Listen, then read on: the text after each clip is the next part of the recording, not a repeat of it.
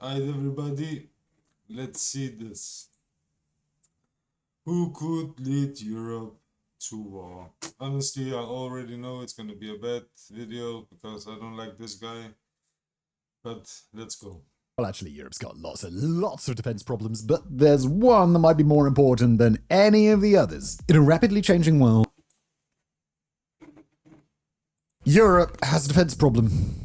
Well, actually, Europe's got lots and lots of defense problems, but there's one that might be more important than any of the others. In a rapidly changing world, Already, Europe I is can trying say he's wrong. Europe don't got defense problems. drag itself into a military and strategic renaissance, rebuilding armies, regaining power, and trying to remember what it feels like to actually throw a bit of weight around. But Europe needs a leader, and with the United States scoffing at its transatlantic allies, it's become clear Uncle Sam isn't going to do the job. Europe's defense alliance needs the strength to stand on its own, and it needs the vision.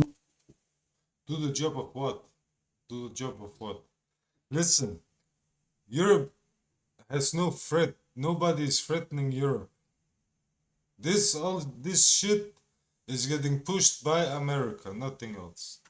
To know what it wants to be and what it wants to fight for. Somebody's got to make that decision, meaning that someone, somewhere across Europe, has to rise to the occasion. The future of the continent hangs in the balance, and there's no time left to waste. So, let's play a little game. Take a pause, have a little think, and What the fuck is this guy talking about? Hey, Americano, you don't know shit about Europe.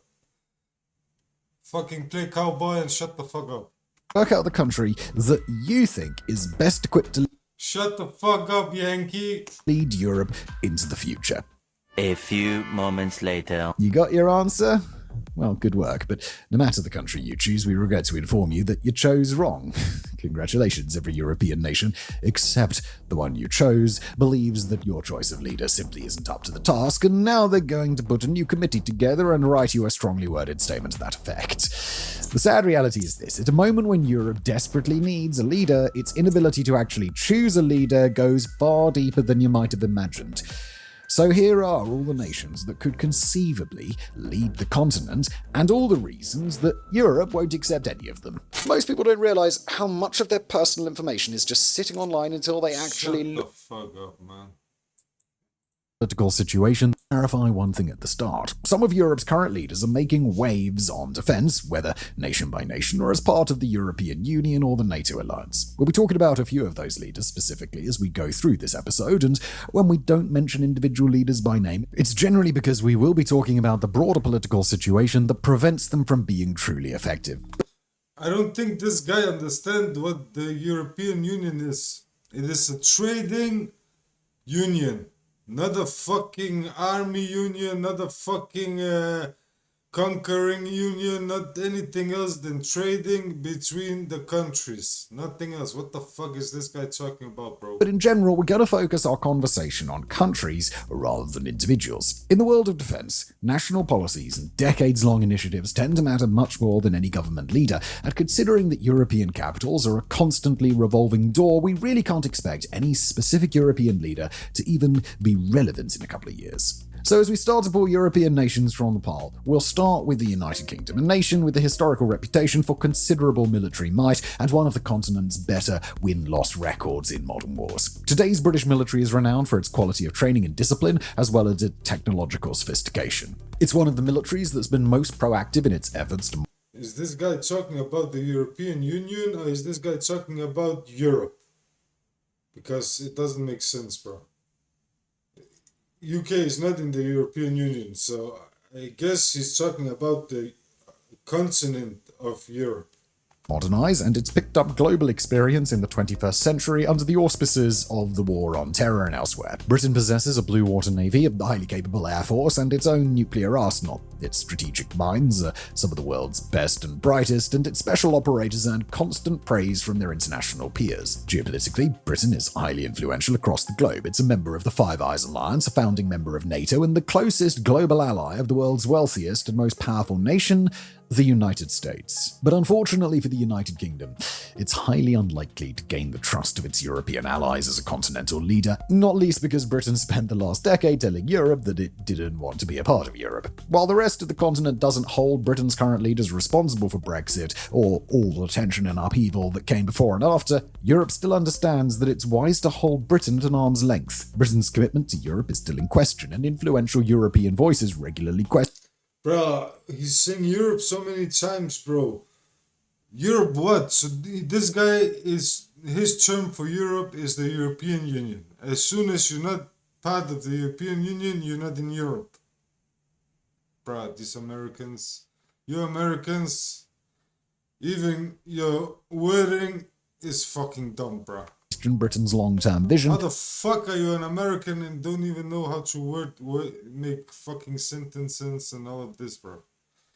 God damn, bro. Both as a part of the continent and as a sovereign nation. Britain has lots of money, it's got lots of defence expertise, but it's not clear what Britain actually wants to do with itself. And if Britain doesn't have a clear strategic vision for its future, then Europe can't trust that it won't turn its back on the continent in the future. And then there are the... But what should they, why do they need a leader? For what? What war? What war?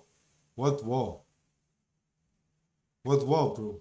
Europe is not going to war. What the fuck is this guy talking about, bro? myriad of other reasons that Britain just isn't equipped to lead Europe on defence. It's going to be a recurring theme for this episode that if a nation can't get its own military together, then it's probably not a great option for everybody else to follow, and unfortunately, Britain is a fantastic example of just why that matters. For one thing, the British Armed Forces are not a large organisation, just 137,000 active duty personnel and about 32,000 reservists. The country is struggling mightily to recruit new troops, and its army in particular has more than halved in size since the end of the Cold War. The British public has become quite disillusioned with both its military institutions and the mission they serve, with a broken recruitment process and endemic quality of life issues driving potential new soldiers away, and with just 11% of Gen Z adults willing to fight for their country, according to a poll from February of 2025. The British Navy wants the stuff of... Bro, what is this guy talking about? Listen, this guy is out of touch with reality, bro. This guy don't know what he's talking about, bro. Listen, any European people, any European country, any European people from a country will fight for their country. But none of them are fucking going to die for fucking, I don't know, American interests. Bro, are you guys that dumb, bro? We ain't fucking cannon fodder, bro. God damn, bro. You guys are stupid. Legend is badly atrophied. Up to 2/3 of the fleet. Listen, bro. We don't need to go into the army to get benefits and to fucking have, I don't know, health benefits and a pension and have any pay. And, bro, we are not like you, bro. We don't depend on our governments as much as you, bro. You are dependent. We are not this dependent. The government serves us. We don't serve the government. You have forgotten what America stands for, bro. All of you are slaves for your government, bro. Nothing else. I don't give a fuck, bro. These guys who go into the American army, you are going in and knowing that you are nothing else but a fucking slave for the fucking government. And that's it, bro. Nobody fucking over in Europe is gonna die for fucking stupid values and fucking not even their values. And bruv, we are not the same. You are a country that is 200 years old. We have seen fucking empires rise and fall, bro. God damn, bro, we're not the same. We are not the same, bro. We are more intelligent.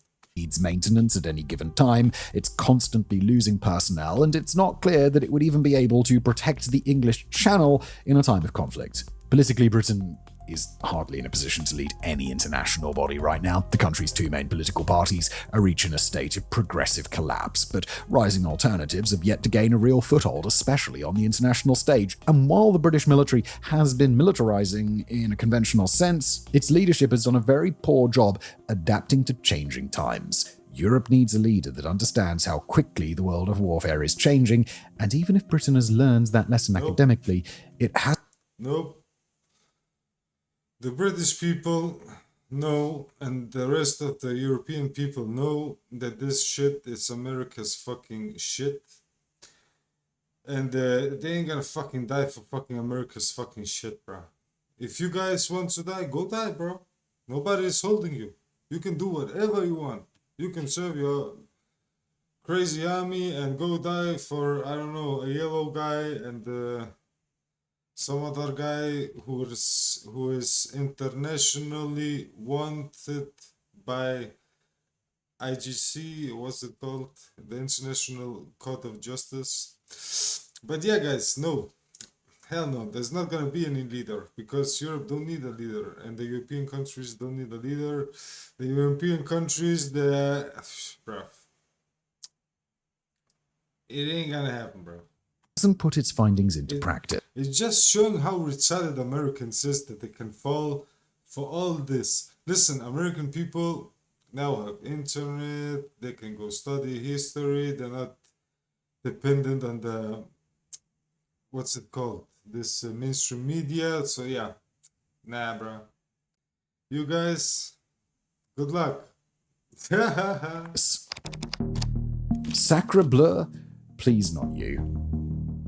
From Britain, we turn to Europe's other nuclear power, France, where on paper the French have a somewhat stronger mandate to lead the continent than the British. Unlike the UK, France is a member of the European Union, and it possesses the second largest peacetime military of the entire continent, after recently being overtaken by Poland. Like Britain, France boasts one of the world's largest economies, while it boasts air and sea components to its nuclear deterrent, as opposed to Britain's complete reliance on submarines. The French military is the most technologically sophisticated of the entire EU, and it possesses several key hallmarks of a true military power: its own aircraft carrier and blue water navy, indigenously produced advanced fighter aircraft, main battle tanks, mobile howitzers, and more, and a defence industrial base that goes beyond most of its European counterparts. Like the UK, France is relatively experienced in operations abroad, but unlike the UK, France has gone abroad and managed its own foreign expeditions very recently. In an overall sense, the nations of Europe clearly must trust France on diplomacy, defence, and foreign policy in a way that doesn't carry through to Britain. But the fact that France is a better option doesn't mean it's a good option. For France, the biggest problems are largely political, economic, and diplomatic, not least the fact that Paris is staring down the barrel of a major debt crisis. Over the last year, it's become obvious that France is in dire financial straits, with the international community now preparing for stopgap measures up to and including an IMF bailout, something that should be unthinkable for a country in France's position. The reason that a bailout isn't unthinkable is that France's money troubles go hand in hand with the political crisis rotating through governments faster than a wheel of French cheese rotates after you've shoved it down the side of the Louvre pyramid. Regardless of any of France's strengths, those crises alone might be immediately prohibitive, as the country's European counterparts recognize that a country dealing with those sorts of problems just isn't fit for a leadership role. And with that, France's current leader, Emmanuel Macron, has hardly more than a year left in office as of the time of writing. Currently, the only thing that seems assured about French politics is that Macron's chosen successor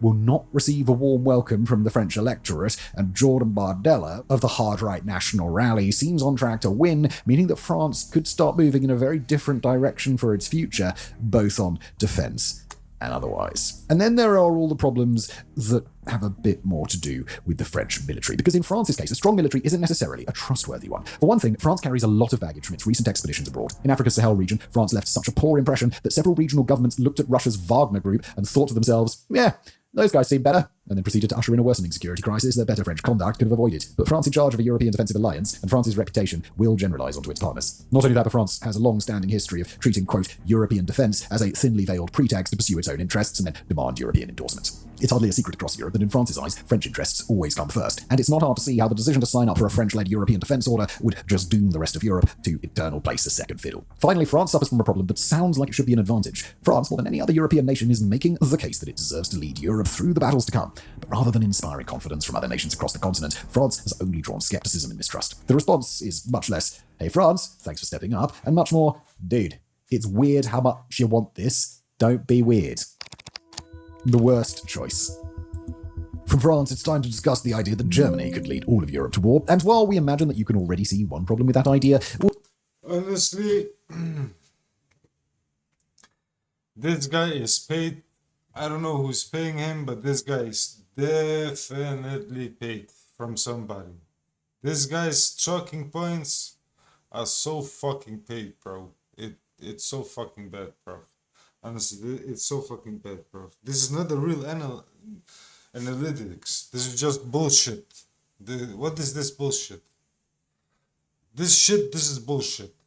First of all, Germany, Prussia, whatever, has walked into Russia many times.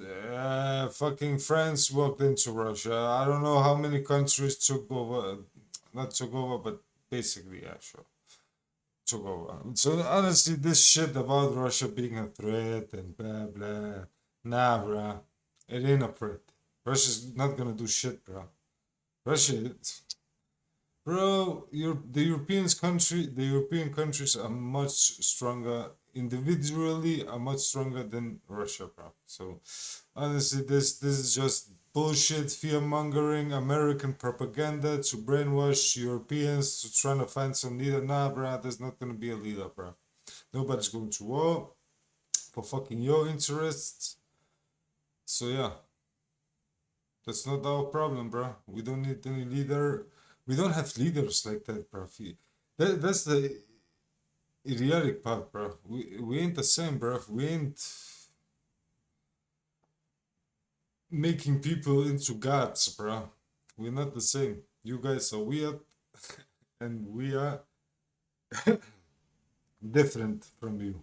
We are not the same. Mentality-wise, the Europeans and the Americans have nothing to do with each other. We'll first lay out the affirmative case for Germany before getting to the drawbacks. Berlin manages the world's third largest economy behind only the United States and China, and over the last few decades it's been hailed as one of the rightful leaders of the grand European experiment. Germany has guided EU politics and economics for many years, and while its inflexibility, its tendency toward hesitation, and its outsized influence has often drawn criticism, European leaders generally regard Germany as an asset in its current position instead of a liability. The country's manufacturing sector is one of Europe's strongest, and as a result, it's poised to become Europe's defense industrial base after a few years of reform. Like France, Germany produces all sorts of indigenously developed military equipment, especially for its land forces, and it's geographically central, able to weigh in on the defense issues faced by both Western Europe and the continent's eastern flank against Russia. Germany's newest group of leaders have shown themselves to be very interested in defense and remilitarization, and they've pushed hard for a pragmatic rethink of Germany's place in European strategy, including as a staging area for a future continental war against Russia. On the other hand, well, this is Germany, and Germany's track record in Europe across the 20th century speaks for itself. This is the nation that tried to lead conquest of Europe twice within a 30-year period, failed both times, literally perpetrated the Holocaust, and was otherwise a driving force behind two of the biggest wars in human history with a combined death toll of somewhere around 100 to 120 million. That is a legacy that no European nation is really willing to forget, and that many in Central and Eastern Europe still feel quite deeply. So does the German public, where the effort to learn the lessons of that phase of German history is still ongoing today. Modern Germany is a really different place, of course it is, but then again, in countries that are already skeptical of German military interventions, it's easy enough to look at the ongoing push for remilitarization, the rise of the hard-right AfD, and the collapse of the rules-based international order, and wonder whether handing Germany an entire continent's worth of weapons might be a regrettable decision. Nor is that the only perception of other nations toward Germany. A large share of the German public agrees with that sentiment, and modern Germany has spent generations trying to swear off militarization wherever possible. If France is a bit overly eager to take the charge, Germany has the opposite problem. It's not clear that German leaders or the German people would be comfortable stepping into that role, even if they had the opportunity. Naturally, Germany's legacy is the real elephant in the room on this topic, but it's far from the only problem that Germany faces. Berlin's the first nation on our list to not possess a nuclear arsenal, and like every other nation that we're going to discuss as we go forward, that lack of an arsenal makes it less than ideal as a leader for a continent with two nuclear nations. After all, if Germany is leading the way on defense, then at the very least, it'll be changing the strategic dynamic that Britain and France have to work within. And at worst, it could mean that a German leader, or a leader from any other nation on this list, draws Britain and France into a situation where they've got to consider using their arsenals against their will. Then there's Germany's domestic efforts to shift toward remilitarization. While Berlin has allotted tremendous amounts of money to that objective, its spending has been slow and its decision-making has been compromised by constant red tape and political squabbles. Its newer set of leaders, defense-orientated though they may be, are also temporary, and there's no guarantees that a new set of German leaders would seek to stall or even reverse the momentum Germany's gathered. Finally, while the German military is large and technologically sophisticated, it lacks modern-day fighting experience and lags badly behind in terms of its fighting readiness. Now, before we move on to our next country, we've got to take a quick moment and talk about something that is near and dear to our team over here at WarFronts, and that would be our premium subscription service, Fronts.co. Over at Fronts.co, our team goes even deeper into the global conflicts, the geopolitics, and the hidden influences that shape our world. Front subscribers get exclusive access to 2 premium episodes every single week, plus our entire catalogue of fighting future. The new kid's got a gun. Look across Germany's eastern border, and we encounter a nation with strengths that counter some of Germany's greatest weaknesses. Poland. After many generations spent under the boot of Soviet overlords and German overlords before that, and many other sorts of overlords across history, Poland is in the middle of a major military reformation. Warsaw recently surpassed Paris to control the European Union's largest military, and has got no plan to stop its expansion anytime soon. Poland will spend up to 5% of its GDP on defense this year. It's targeting a peacetime military of over 300,000 troops, and it's rapidly overhauling its army, its air force, and its defense industrial base. Perhaps more than any other nation in Europe, Poland has clearly learned the lessons of the Russian invasion of Ukraine, and it's absolutely committed to making sure that it's never again swallowed by an expansionist foreign adversary. Poland really gives it about continental defense, and it's clear-eyed about its limitations and the capabilities it needs to develop. It's a nation utterly convinced that one day... What it more sounds like that the American government, Washington, has stronger ties and control over the Polish politician and thought in the mainstream and with the people. That's basically it. This guy is a fucking propagandist. This fucking guy, he is 100% a propagandist. 100%, bro. I don't like Russia, bro. I hate fucking Russia, bro. I don't fucking like them. But still, bro, fucking be honest, bro. How the fuck can it be so difficult to be honest? Just be honest, bro. It will form the bulwark. Listen, bro, Poland got a lot of problems. They can use those 5%, bro, on a lot of things, you know? So, it's just stupidity, American interest with some other guy's interest, and, bruh, this is just the classic elites, just, yeah, just having the way in the world, honestly. That's it, basically. Of continental defense, and that it will be singularly responsible. But the people of Europe is not gonna fall for that shit, bro. Because what the fuck should they fight? For what, bro? For American fucking interest and Russian interests? That's just stupid. For holding the line, even if its European allies decide to help out. It's more willing and able to change and grow than the British. It's not weirdly passionate about being in charge like France, and it's more realistic about the need to remilitarize urgently than Germany. But even though Poland's passion does matter, passion alone can't make a true continental leader, and Poland knows it. The reason that Warsaw is pushing so hard on defense isn't because it's got excess money to spend or an unusually militaristic society. This is a painful process for Poland, even if it'll be worth doing in the end. Poland isn't working to surpass established high-tech militaries like France or Germany. It's working to catch up, and it's working so fast because of the sheer size of the gap that it needs to close before it can face Russia. Poland spent many decades under Soviet authority in the 20th century, and even a few short years ago it had a military to match. It was reliant on outdated Soviet kit that the rest of NATO couldn't or didn't want to use, and its military leadership was deeply indoctrinated in Soviet rules of warfighting. Poland's defense industrial sector had potential, but it was badly underperforming, and it needed massive injections of capital plus outside hardware to have even a basic chance of remilitarization. Poland managed to thread the needle in exactly the way it needed to, but this is a military still working to learn basic lessons and unlearn troublesome old habits. Poland simply doesn't have the knowledge or the experience to use a leadership role effectively, and that reality is one the Polish leadership fully understands. In a strategic sense, Poland's focus is very different from most of its European allies. Poland is working to be a front line, facing a single, clear threat on its eastern flank, and it's not even remotely concerned with the other strategic roles that a continental leader should be able to fill: power projection, continental mobilization, or even the basics of naval warfare, which is a set of skills that Poland doesn't need to waste its limited time learning. The country's military is growing, but it's still working through its post-Soviet integration with the rest of Europe, both in a strategic and a tactical sense. Poland lacks an indigenous defense industrial base. It's reliant on the US military for many of its most sophisticated capabilities, meaning that it's beholden to Washington in a way that a European defense leader shouldn't be, and it's overly reliant on South Korea for the rest of its military. Lastly, even though most European capitals can understand Poland's desire to get ready for a war with Russia, and they might sympathize or even envy Poland's sense of urgency, there's still that little nagging voice in the back. You know what the problem is in Europe? I'm gonna tell it. The problem is there's a lot of fear propaganda coming from America to Europe. That's basically it, bruv. if you just give the population, all the nations, all the people, the arms and whatever they need to defend themselves against an invading army, it's gonna be impossible ever to invade. So it's that easy to solve that problem. But that's not the game, bro. This game, this is so other game, bro. They just want people dying, bro. And I don't know, bro. Probably some other interests too. So yeah, let's call it for what it is. It's just a war of interests, nothing else. Nobody's threatened. Except those guys who are dying, they're threatened, and where the war is going on. But that's why you're not seeing a real war. That shit in Ukraine, it's not a real war, bro. It's not a war, bro. That's fucking a shit show of, I don't know, bro. I don't know, shit show. Honestly. Backs of their heads. Poland is remilitarizing really quickly. It's turning into a military powerhouse on a continent that's been focused on peace and cooperation for decades. And while Europe trusts Poland's intentions enough to call it a partner, it doesn't trust Poland enough to regard Warsaw as a leader. Che disastro.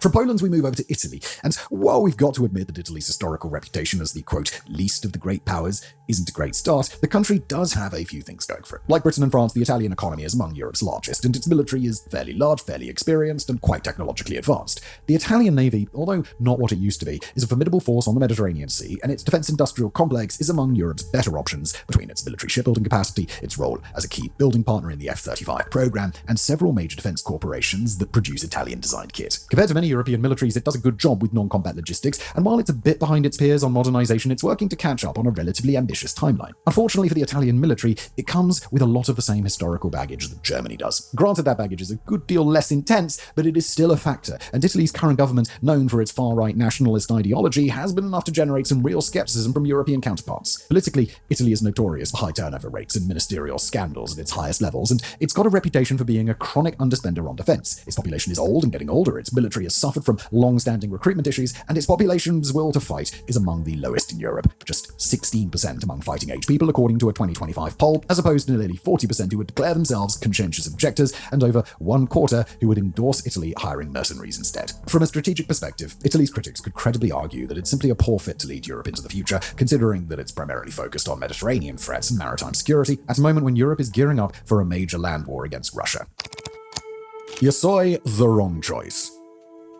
And then we come to Spain, a nation that we've got to discuss if we're talking about Poland or Italy, but also a nation that we can rule out of contention very quickly. As much as European defense experts might quibble about the leadership qualities that are most important in a continental ally, those experts can certainly agree on one thing: if a nation just doesn't want to invest in defense, then it is the obvious wrong choice as a European defense leader. That problem was laid bare most recently in 2025, when Spain essentially sat on its hands during NATO conversations on increasing defense spending expectations until it got itself a carve-out from the alliance, saying that Spain didn't have to spend as much as everybody else. Spain is on track to reach NATO's original spending threshold, 2% of GDP by 2029, and it will not be attempting to reach the 5% threshold the alliance recently set, despite threats from US President Donald Trump to boot Spain out of the alliance. We could talk about lots of other Spanish issues on defense, like its political fragmentation at home, its lack of any meaningful power projection capability.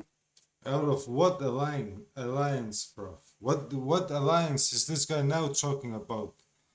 NATO? What? European Union? What alliance is this guy referring to right now, bro? Its geographic location as one of the EU nations furthest from Russia, its personnel shortages, its piss-poor pay, its lack of experience, its underwhelming modernization efforts, or its internal mismanagement. But we don't have to do that because Spain just doesn't want the job. Exactly. Respect to Spain. Bro, we are in 2026, bro. War is obsolete. Honestly.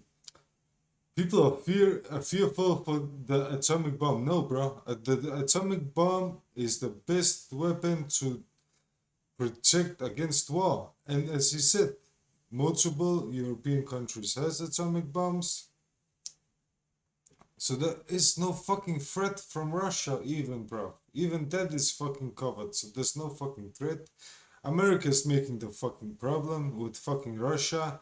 Russia and America should be fucking stopped. And Russia should be made smaller, America should be made smaller, even up removed, bro. It should be states. Honestly, America should be states and Russia should be back to states or countries, small countries, and that's it, bro. I don't want to listen to all this bullshit. Russia, America. Fuck Russia and fuck America, bro. And China. The IKEA Brigade. And India. From Spain, we'll turn our attention to the high north, where the Nordic nations of Europe collectively offer some real military promise. Along Europe's eastern flank, the nation of Finland is among the larger and more capable fighting forces at Europe's disposal, and it's one of the few with plans already in place to reorient itself into an all-out society-wide defense against Russia. Finnish artillery, as well as its Arctic fighting skills, are the stuff of legend, and its population is among the most willing to fight across all of Europe. Neighbouring Sweden boasts a robust domestic defense industry anchored by its Saab cooperation, and it's quite capable in both Arctic and naval environments. The same could be said for Norway, a fellow high-tech, highly integrated military with a special aptitude for special operations warfare. Denmark is capable of projecting its military power to protect the island territory of Greenland, and it's among the NATO nations with a specific focus on rapid response as well as surveillance, a key area where many European nations have gotten a bit weak. But the argument for the Nordic nations as Europe's leader on defense falls apart as soon as we point out that the Nordics are several nations, not one. Even collectively, they're one of Europe's smaller population centers, and while in aggregate they boast impressive capabilities, and even the Scandinavians don't have any interest in fighting America's fucking war. Bruh, is Americans fucking disillusioned with the world or what? I don't know. I don't get it, bro. most of them simply wouldn't be in consideration if they were evaluated one by one. The clear exception would be Finland, a nation with a unique take on its own defense, plus a combination of technical know-how and social unity that the rest of Europe could learn from. But Finland is also home to a very long front line with Russia, and while the country could conceivably defend itself against a Russian threat, it would have to dedicate so much energy to that effort that there would be none to spare for anybody else. Making matters worse, Yeah, this guy is a retard. He's a fucking retard, bro. First of all, if there was a real war with Russia and Europe and all of this shit, it wouldn't be fucking a fucking what's it called? Dog out, fucking trench line fighting, trench fighting, and all of that shit, bro. It would be fucking going and taking fucking big cities. Bro, this guy know nothing, bro. Nordic nation may struggle to really gain the trust of the rest of Europe for varying reasons. Sweden and Finland only just joined the NATO alliance. Norway isn't part of the European Union, and Denmark was just at the epicenter of the biggest blowout between the US and Europe in the history of NATO over its territory in Greenland. Nation by nation, Denmark has been accused of chronic underinvestment in Greenland and has dealt with embarrassing recent scandals among its top brass. Norway has struggled to adapt to Russian hybrid warfare, and its armed forces face a very significant collective mental health crisis. Sweden lacks specialized personnel and is having a hard time balancing its domestic security needs with its export demands, whereas Finland's defense leaders know full well that even if they give their best effort in a defense against Russia, it'll be a miracle if they can maintain ground and aerial control across their massive front line. Windmilling at nothing. At this point, we'd be remiss not to bring up the Netherlands, a nation with a relatively small military at just 35,000 troops, but with an ability to punch well above its weight in certain areas. The country boasts a relatively large economy, outsizing Poland or any of the Nordic nations, and is working hard to double the size of its military by 2030. The Netherlands have built a highly capable air force and navy, its special operators are among the very best in the world, and its intelligence services have a well-deserved reputation as real contributors to European defense. All that being said, the Netherlands also suffers from lots and lots of problems. Not only the political instability, the experience and small size of its military, or the drastic cuts that it's made across the last few decades, but a few other more acute concerns. The nation is simply not pulling in the recruits that it was expecting to double the size of its military as planned, and it's especially short on the highly specialized personnel who take the longest time to train and replace. The country's military modernization has been hit or miss. It's missed the hard land forces in particular. Worst of all, the Dutch also have a fairly problematic historical reputation for their military, except that their problems are a good deal more recent than Germany's or Italy's. It was Dutch ground troops serving in a role as UN peacekeepers who failed to prevent the 1995 Srebrenica massacre, in an affair so catastrophic that it led the entire Dutch government to resign in 2002. Perhaps if the Dutch military were a robust, experienced, well-sized force that had notched a few successes since then, it could gain the trust of European nations as a future leader. That's just not the case. Dishonorable mentions. As we finish today's episode, I'd like to take a brief moment to run through a few of the other nations that simply wouldn't be a good fit to lead Europe in a future conflict. Belgium, the home of NATO and the European Union headquarters, might seem like an obvious choice that we should have mentioned, but just because Belgium hosts important business on European defense doesn't make Belgium an important player in European defense. In essence, Belgium is a host for NATO and nothing more. It's widely regarded as a military free rider, spending as little as 1.2% on defense in some years, and it's completely reliant on nearby allies for security against any meaningful threat. Its own military officers describe its armed forces as, quote, not deployable. Belgium. and it's done only a fraction of the military modernization work that other European partners have accomplished. Then there's the nation of Turkey, a NATO ally and one of the most powerful militaries of the entire alliance, but really not a nation that Europe would want to entrust with its fighting future. Turkey is a geopolitical black sheep within the NATO alliance, well known for participating in military adventures in the Middle East, as well as repressive campaigns on its own soil that its European allies want no part of. The country has a recent history of advocating for Russian interests within the NATO alliance, sometimes threatening the use of its veto to do just that, and has spent a good part of the 2020s opposing Swedish and Finnish accession to NATO on the grounds that those nations provided unacceptable support to Turkey's Kurdish rivals. Turkey is in the midst of a major military rearmament, but it's intent on preserving and building up its geostrategic autonomy and explicitly doesn't want to tie itself down with regional alliances beyond the nuclear umbrella that NATO offers. In fact, Turkey is using its position as the sole arbiter of the Black Sea to build up as much geopolitical leverage as it can, and European nations rightfully suspect that Turkey's leverage could be used against them just as easily as it could be used against Russia. Across the rest of Europe, other nations are very easy to rule out. The Baltic nations each possess minuscule militaries and are exceptionally vulnerable to Russian invasion. Romania, Bulgaria, and many of the nations of Central Europe are alternately under-equipped, underfunded, underpowered, or some combination of the above. The Balkans are, of course, the Balkans, and can't be trusted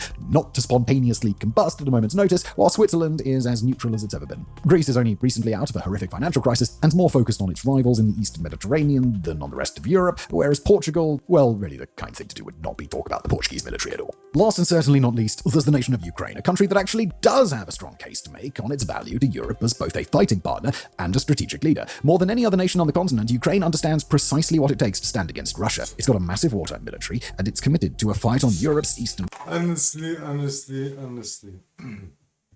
It's not even funny, bro. It's even sad for the Ukrainians. And it's sad for the Russian guys, bro.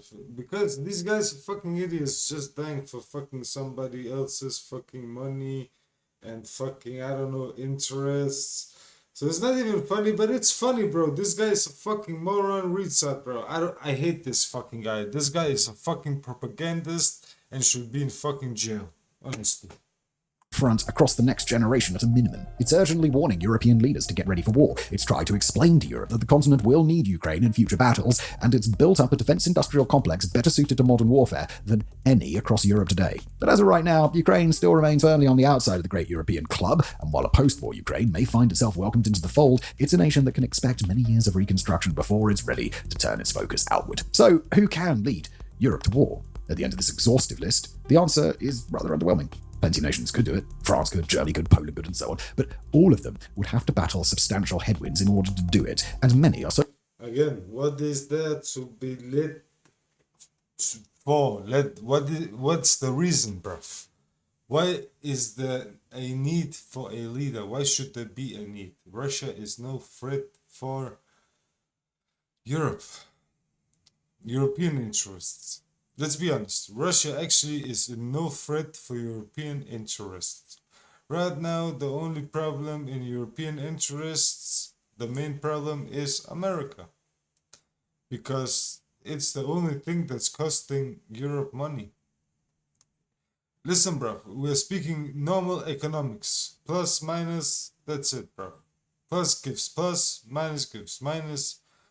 There's nothing else to speak about. Right now, economically, only thing hurting Europe and the European growth and security is America's global politics.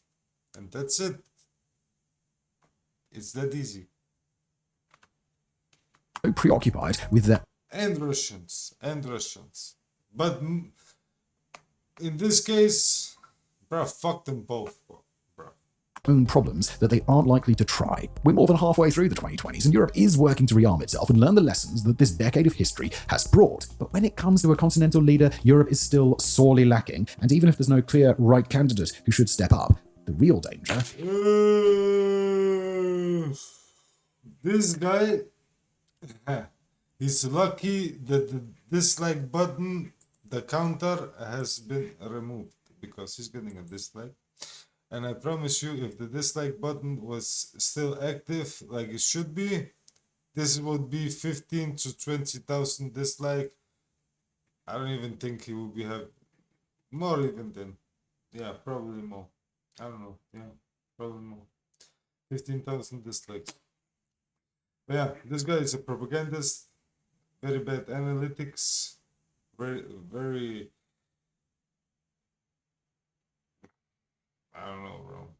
American interest, propaganda, analytics. I don't know. I don't know what the word for it. I don't know. Fucking propaganda, CIA, fucking talking points. I don't know, bro. It's fucking bullshit. I didn't like it. I usually never like this guy's videos. Long time ago, I think this guy was okay. He made okay videos, but I don't know what happened, bro. Now it's bad. I even think it's always been bad. But yeah, this video, dislike.